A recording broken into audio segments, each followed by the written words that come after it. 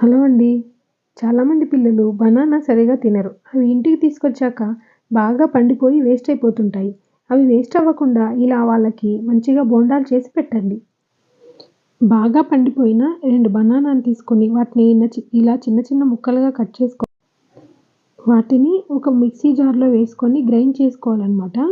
Mixie జార్‌లో banana ముక్కలన్నీ వేసుకొని అలాగే ఒక చిన్న కప్పు బెల్లం కూడా వేసుకోండి.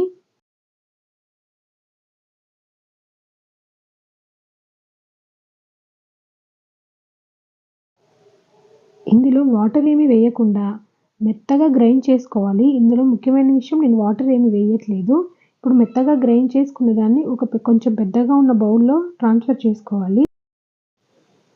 వాటర్ ఏమి వేయకుండానే ఈ బనానా మిక్స్ ఇలా ఉంటుందండి. ఇప్పుడు ఇందులోకి కొద్దిగా సాల్టు, అలాగే కొద్దిగా సోడా ఉప్పు వంటలో వేసుకుంటాం కదా! అది కొద్దిగా సోడా ఉప్పు, ఇంకా కొద్దిగా ఇలాచీ పౌడరు వేసుకొని ఇవన్నీ బాగా మిక్స్ అయ్యేలాగా ఒకసారి కలుపుకోవాలి.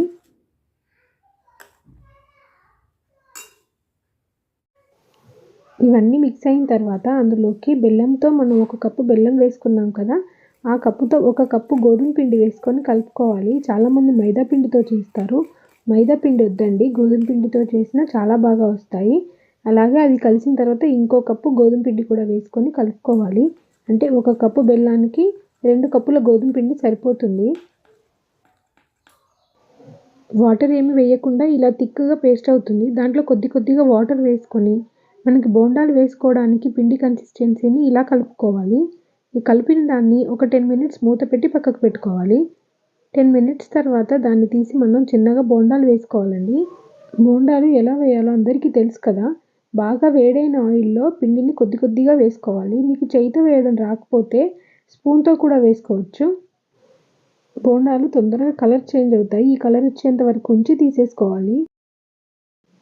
మీకు ఈ వీడియో నచ్చితే లైక్ చేసి సపోర్ట్ చేయండి. సబ్స్క్రైబ్ చేసుకోండి. Thanks for watching.